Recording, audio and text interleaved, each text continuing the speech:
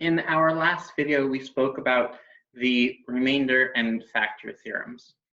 And one profound thing that the factor theorem says is if we can find a number that when we plug into the function gives us 0, then we've identified a factor of the function, which will allow us to begin factoring what that function looks like. But that begs a question. There's an infinite number of numbers that we could try to plug in. And we don't really want to plug in an infinite number of numbers. It would literally take forever. So the question becomes, how can we identify the numbers that are best to try? And one way of doing this is the rational root test, which some people also call the rational zero test or the rational root theorem or the rational zero theorem. There's no singular official name.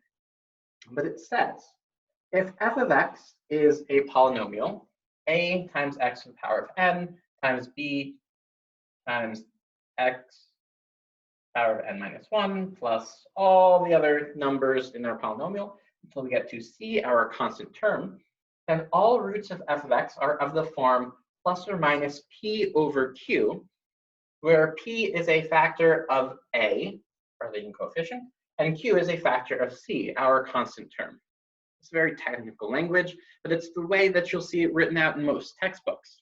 However, I don't like this way of writing it. It's not very useful or easy to remember. So instead, if we're thinking of possible zeros, all possible roots, excuse me, missing a word here, all possible rational roots have the form plus or minus factors of constant divided by factors of the leading coefficient. And this is a much more concise way of expressing it and much easier to remember. Now, there's an important reason why we have to specify rational roots. If we have irrational roots like the square root of 2, it's not going to be able to help us find it. If we have imaginary roots like 2i, it's not going to help us find those either. But for all possible rational roots, this can help us identify a finite list of numbers to try out with the factor theorem. You still might have lists of 20 or 30 numbers, but 20 or 30 is a whole lot less than infinite. So let's do an example of our rational root test. And let's just make up a polynomial. So let's say f of x is equal to 2x to the 5th minus 3x to the 4th plus 2x minus, let's do 6.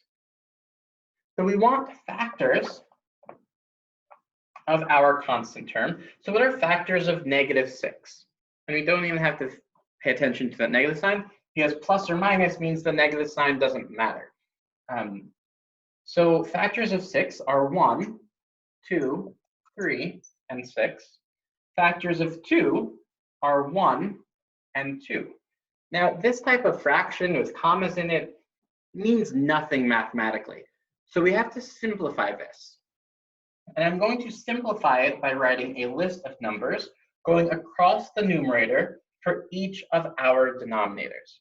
So first, I'm going to start with 1.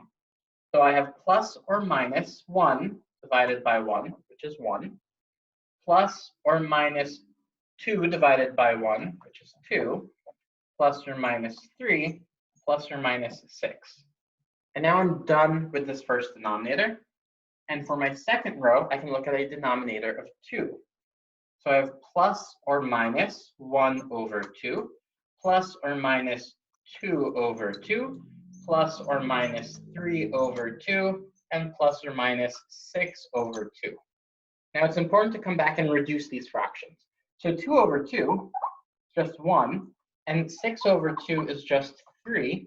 And notice that we already have plus or minus 1 and plus or minus 3. So when we list our full set of numbers, we now have, we're going to remove the duplicates. So there are 1, 2, 3, 4, 5, 6 different numbers. Plus or minus for each of them means there are 12 numbers in total. So we can just try out these until we find one that's 0. Now I made up this polynomial. It's possible that none of these are zeros. I don't know. We could try it to find out.